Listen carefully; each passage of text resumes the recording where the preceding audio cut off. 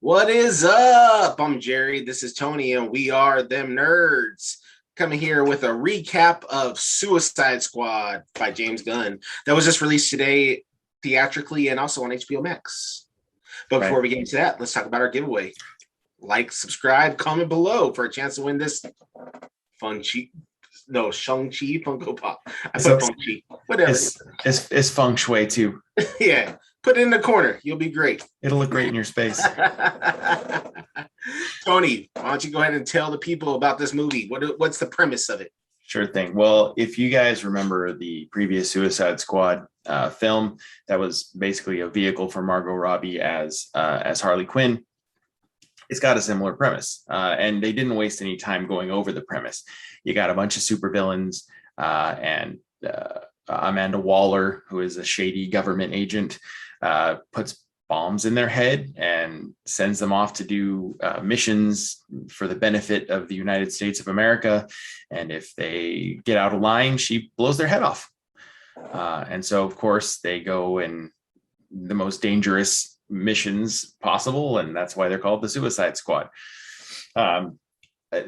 This movie it's not really tied to the previous Suicide Squad movie, except for a couple of recurring characters. So who do we see back here? Who's familiar in this one connected to the last one? Obviously Harley Quinn. Right. Flag, Captain Boomerang. Those are three. Yeah, I think that's about it. And of course, Amanda Waller, who's, doing shady government things. So the cast of this version of the Suicide Squad, in my estimation, was light years better than the last one. Yeah, I think that it was the junk drawer version of a movie. Like, I mean, like there's like when you open up a junk drawer, you just find like random keys and earrings and like all this stuff you forgot about. That's how this movie was. Like, who thinks about Polka Dot Man? Yeah, lots of people now. Yeah, exactly. Right? So yeah, we had some really memorable characters. Some of them were only on screen for a few minutes. Spoilers, by the way, folks. We're reviewing and recapping this movie. If you haven't seen it, go watch it and then come and watch us. One of the characters that I liked a lot right off the bat was Michael Rooker's Savant. And he didn't last long. No, it lasts about 45. No, it was about 3 to 4 minutes of screen time. Yeah, there was this whole initial squad that we saw, and I love the way James Gunn has such a good instinct for making a fast-paced, entertaining film, especially with this style. Of course, most of us watching this probably know James Gunn because of Guardians of the Galaxy. You get that vibe here, not just because there's a lot of the same cast. Yeah, but we have the initial Suicide Squad, and we see like Pete Davidson is Blackguard.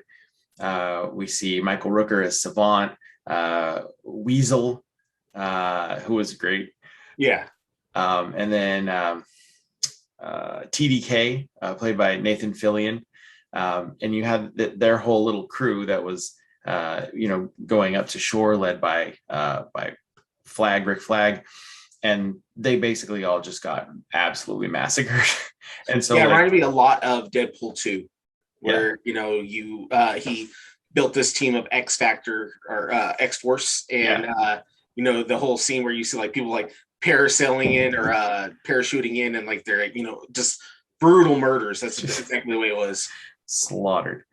And so you're 3 minutes into the film, and you're like, what? Yeah. What is going on here? Half of the cast that we thought was in this movie is out within, the first 10 minutes of the movie. Right. Yeah. Don't get attached. Anybody that you see at the beginning, don't get attached. Yeah. So then we go over to the other side of the island. They're storming Corto Maltese, which we've seen in some of the DC on CW stuff. I think on Arrow, they showed Corto Maltese, but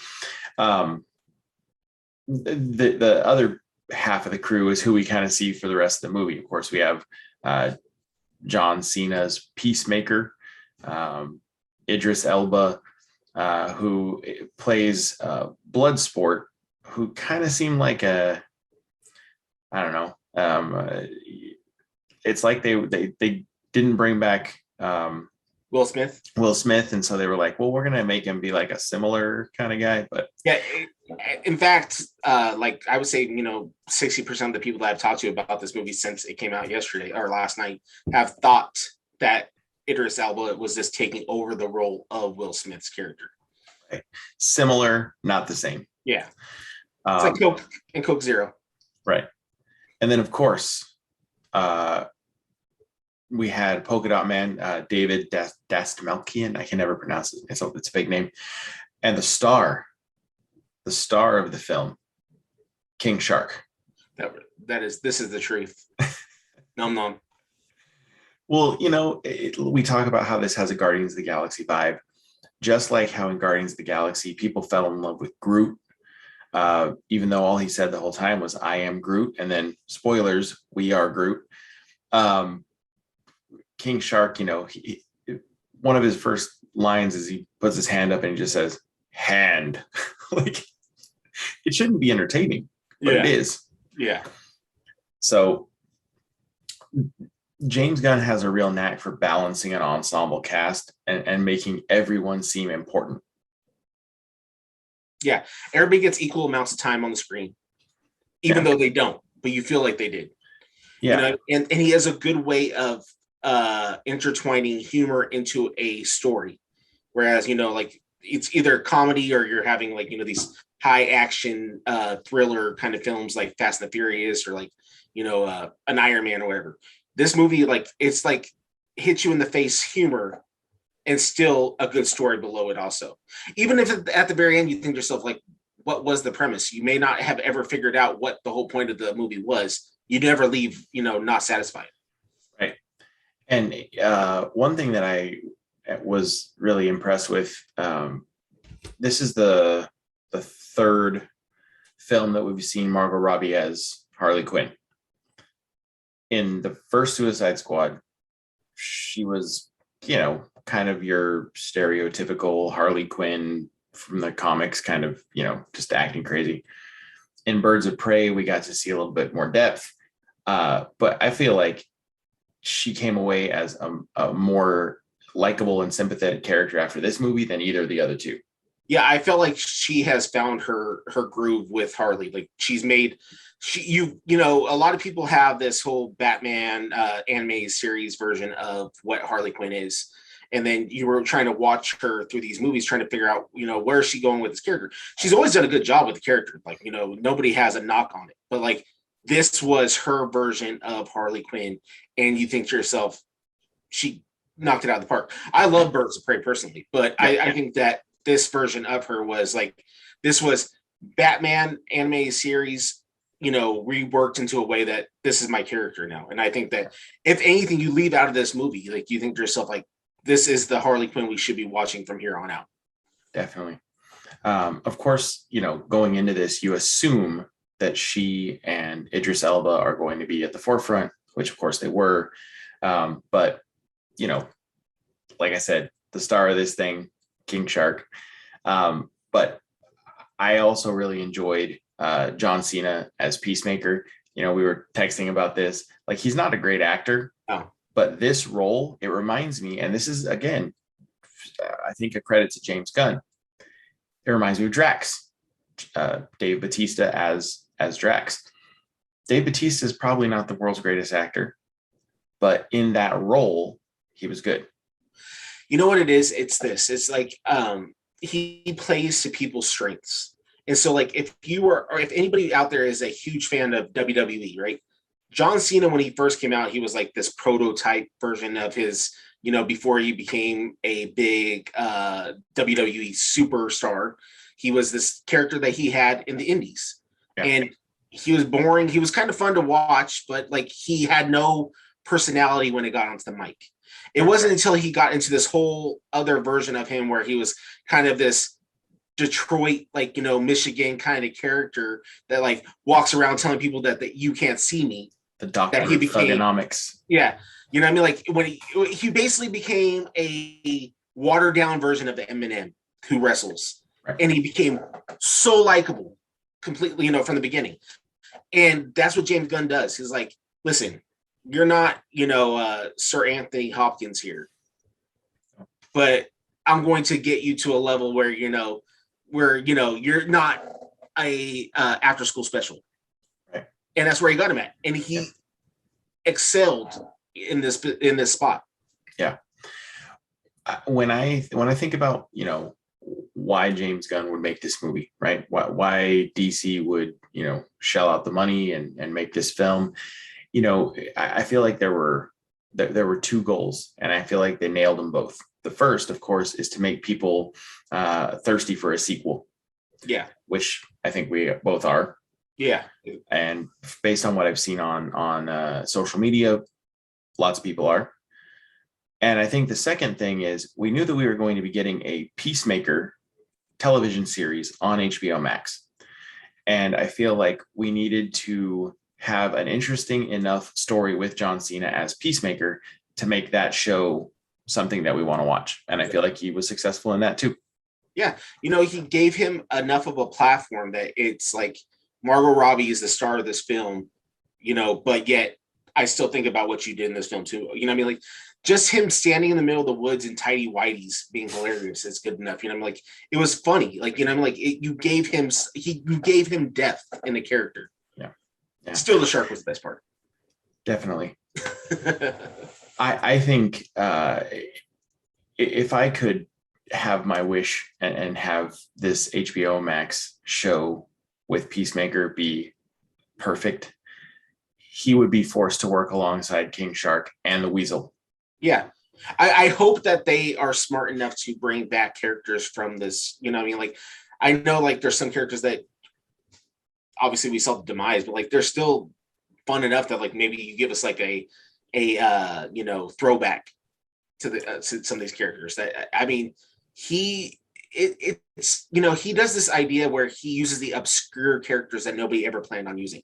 You know, with Guardians of the Galaxy, nobody really cared about Guardians of the Galaxy. Like I was a 30-year reader of Marvel, and I could tell you maybe one character that was in Guardians of the Galaxy if they were in a crossover.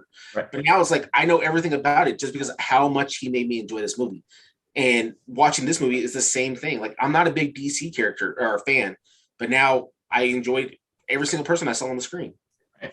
You know, you mentioned Guardians of the Galaxy. When I heard there was a Guardians of the Galaxy movie that was being made, I immediately was thinking of like Nova and Adam Warlock. And when I saw who was cast and in what roles, I was like, I don't think this is going to do well. No. It was awesome. And it's the same thing with a film like this. You know, other than Harley Quinn, most of the characters here are, you know, D-list kind of characters. Yeah. And you think, oh, you know, really? But yeah, like I saw 2 reviews that I thought were it totally was fitting. One person wrote, "This is the best Marvel film that DC has ever put out," and the other one was, "This is an A-list movie with C-list stars." Yeah, and that's the truth. Right. It's like you're pulling from the bottom of the barrel of characters that nobody cares about, and you made us all think to ourselves, like, I could sit there in the theater, you know, hopefully clean and vax, and enjoy the crap out of this movie. Yeah. You know what I mean? Like this movie was so good. They did such a good job. Right. And just a general, you know, we're giving our opinions about the movie just in general. You know, they're on this suicide mission, and it turns out that they are there to prevent any information being leaked about the United States government's involvement in a giant starfish alien who has mind control powers being used. It was such a random idea for even the main villain. Yeah. But, you know, I've mentioned it here on the show before. I am a sucker for a good kaiju scene, and having just a giant starfish smashing through a city was great. And just watching a shark just taking bites out of its arm. I mean, it's like hilarious. Man, that shark was great. But before we get, you know, like what was your rose and your thorn of this movie? What was your highlight and your part that you thought was the worst part? Well, that was rather poetic, Jerry. Thank you. That's right. I'll be honest with you, that I didn't really have much in the way of Thorns. One thing that I will say that I wish would have been approached differently is the ending of Peacemaker. Now I know his character he's supposed to be a dick, but we're going to see him in a series. He's obviously going to be like the protagonist of the series. And I would have liked to have seen him, maybe he could have gone through the whole arc where he tries to, do his, duty for the United States of America and, whatever, but have some kind of redemption. That's the only small complaint that I have, that we didn't, that he, in the end, he ended his time in the film as a villain, basically, before he was killed off.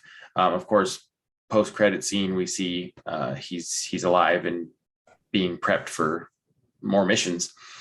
That's my only kind of thorn as far as roses go. I think that the thing that I like the most about this film is that when it was over, I would have been okay with it if Harley Quinn wasn't even in it.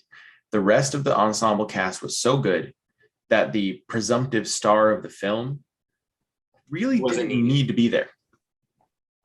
I agree. I mean, her scenes were great. Yeah. And it was value added that she was there. But, if you went back and you took out most of the Harley scenes, it would still be a great film. Yeah. So what about you? My thorn would be that I feel that DC has sold themselves short on this film. That the idea that I think that a theatrical release without the HBO Max release, they would have had their first success they've had in quite a while. I think that's what would be my biggest thorn. That I think this film had the potential of being the box office they needed. But my rose would, it's definitely Num Num. You know what I mean? It's the shark. That movie. Nom, nom. I laughed every time he was on there. You know what I mean? It was just this idea that it's every roid bro that you see at the gym. That's what the shark is. Yeah. And it's absolutely hilarious, and he kills it every single time. The weasel's absolutely funny also. You know what I mean? Yes. But it's the shark. He does it for me. Oh yeah, of course. And it's awesome that it's voiced by such an iconic actor as Sylvester Stallone. Yeah. Like, it's not just some random, voice. It's like, no, that's Rocky. Yeah. Talking about King Shark, there was some scenes where, he was very violent.